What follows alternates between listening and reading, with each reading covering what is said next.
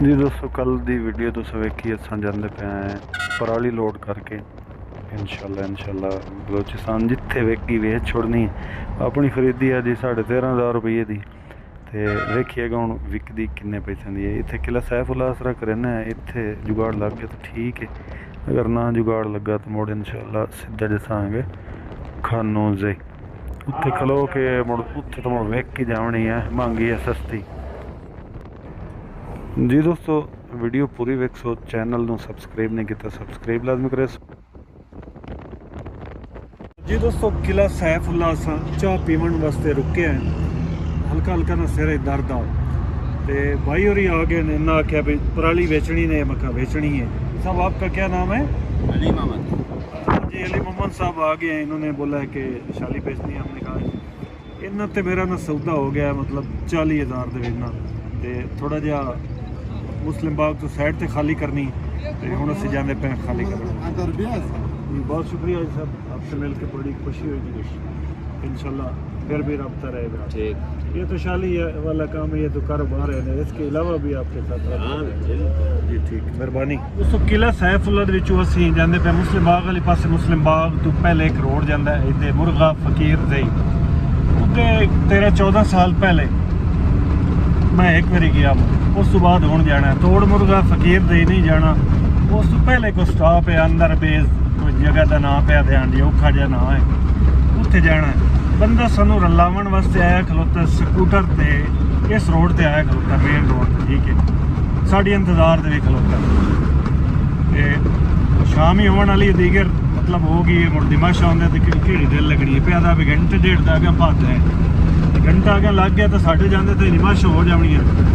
आधे तो पे भी जाते ला ली सन, खाली कर ली सन, जाने खाली करके रिक्शा उन्होंने को माल किदों का होंगे, कि माल खलेंदे, समझ गल आई तो उतों लोड कर ली सन। अगर ना समझ आए तो आओ वापस आ जाए खानों से नवी चीज़ तो जाना है, नवे इलाके जाना है। उस दौर जो मैं गया उदों टच मोबाइल भी मेरे को कोई ना, बटन वाला फोन आ। देखिए जी की जो इलाका है, तुम भी नाल विखे वीडियो पूरी वेख। 1 घंटा तकरीबन मैं गड्डी चलाई है जी। मुस्लिम बाग 10 किलोमीटर रन है इतों, ड्राइवर साइड वाले एक सड़क फुटती पई है जी। बंदा साड़ी उड़ीक के खलोता है, पता नहीं कार खलोती है, पता नहीं वो कार वाला है या कोई स्कूटर ते आया खलोता है, पता करने जी। नाल हमने ना उर्दू इन काई नहीं आती तो पश्तो सान काई नहीं आती। बाहर 1 घंटे का सफर है, औरत भी है, मसीहा ने अगे अगे ला गया तो मेरे नाल समानी है, अगे कोई नहीं लगना। इसका शौक जेड़े बंदे दे नाल असां जाना जी, उर्दू दी हुण समझ काई ना आंदी, पश्तो दी सन काई ना आंदी, वो भी बैठा है।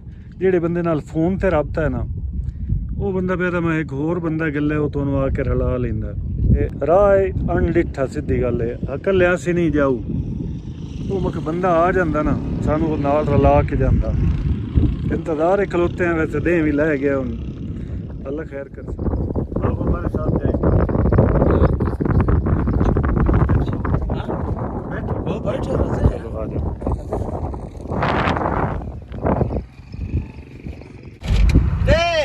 चलिए। ये टेंशन है यार, डाडा गड़न पाया जी।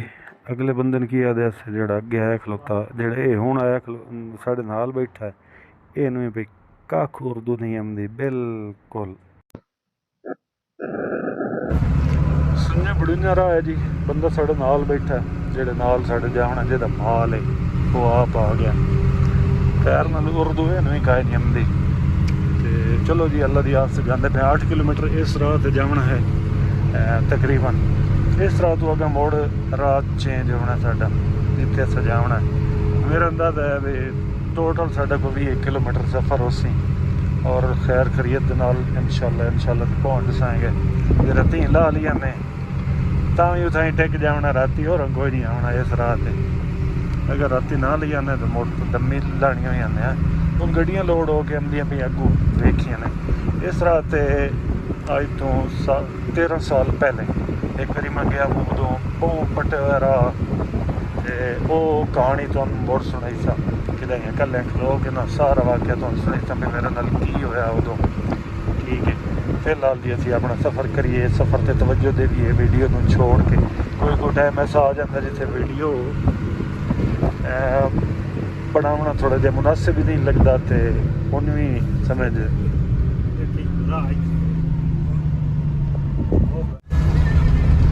4 ਕਿਲੋਮੀਟਰ ਰਾਹ ਠੀਕ ਹੈ। ਉਸ ਤੋਂ ਬਾਅਦ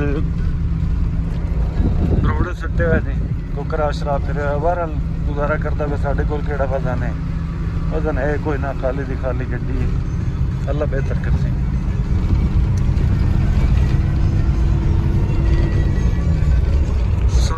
7:19 ਤੇ ਟੁਰਿਆ ਸੇ, ਇਹ ਬੰਦਾ ਦੱਸਦਾ ਜੀ 1 ਘੰਟਾ ਜਾਂ 1 ਘੰਟਾ ਤੇ 20 ਮਿੰਟ ਲੱਗ ਜਾਂਦੇ ਤੁਹਾਡੇ, ਤੇ ਵੇਖੀਏ ਜੀ ਹੁਣ ਕਿੰਨਾ ਟਾਈਮ ਲੱਗਦਾ।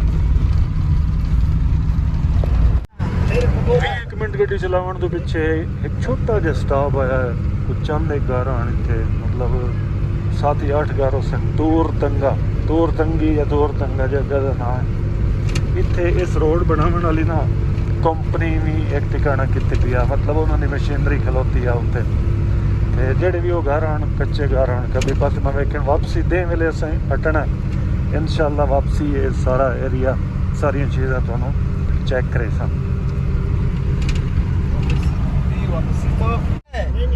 ਤੂਰ ਤੰਗੀ ਜਗ੍ਹਾ ਦਾ ਨਾਂ ਆਇਆ ਜੀ, ਚੋਣ ਸਟਾਪ ਆ ਯਾਰ। ਇੱਥੇ ਤਾਂ ਹੋਟਲ ਵੀ ਹੈ, ਤੇ ਚਾਹ ਵਾਲੇ ਹੋਟਲ ਵੀ, ਰੋਟੀ ਵਾਲੇ ਹੋਟਲ ਵੀ, ਬਾਕੀ ਦੁਕਾਨਾਂ ਸ਼ੁਕਾਨਾਂ, ਸਕੂਟਰਾਂ ਵਾਲੀਆਂ ਦੁਕਾਨਾਂ, ਤੇਰਾ ਜਰਨਲ ਸਟੋਰ, ਕਰਿਆਨਾ ਸਟੋਰ, ਤੇ ਚੋਣ ਬਾਜ਼ਾਰ ਆਇਆ ਛੋਟਾ ਜਿਹਾ ਨਾ। ਪਿੱਛੇ ਮੈਨੂੰ में चंद घर नजर आने, तो चोण ठट्टा जिहा थे जिहा चोण तूर तंगी इस जगह का नाम। तूर तंगी स्टॉप क्रॉस किया, इतने चोण दुकाना आन उत्थे, मतलब चोण ठट्टा जिहा आबादी वाह वाह। एक जरनल स्टोर, करियाना स्टोर, ये चीज़ा, रोटी वाला होटल, चाह वाला होटल भी हाँ, छोटा जिहा स्टॉप है बिल्कुल। वो क्रॉस किया इसे वेखी होना का कितना बाद कितना टाइम लगता है।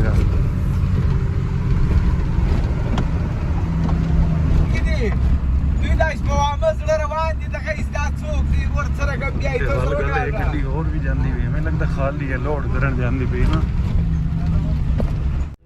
1 घंटा हो गया जी सफ़र करदे, ते बेली पैदा भी होर थोड़े 10 या 15 मिनट लग जासन। और इो जरा आ गया जी, रात का टाइम है, 7:19 ते टुरे ऐसे 8:20 हो गए, ते आराम सुकून नाल जांदे पे मट्ठे जो राह भी है खैर नाल मुड़ाया हुआ जी।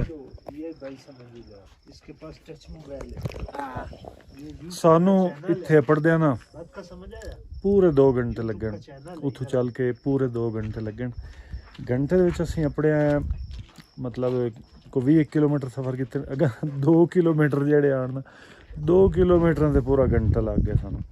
बहरहाल जी बंदे अच्छे आन, बंदा साडे नाल आ गाइड करन वाला, वो सानू राह रूह विखांदा है, खैर खरीयत दे नाल अपने।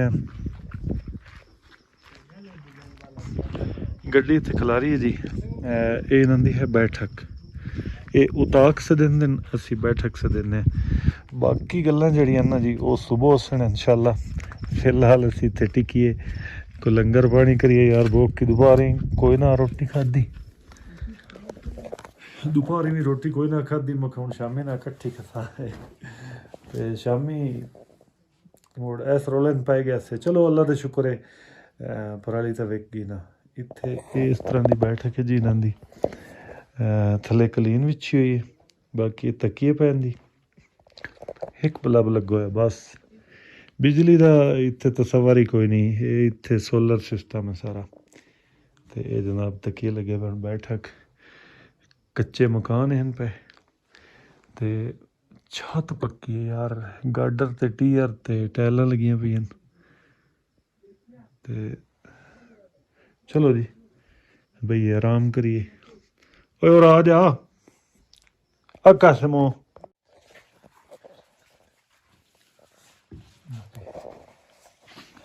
चालू।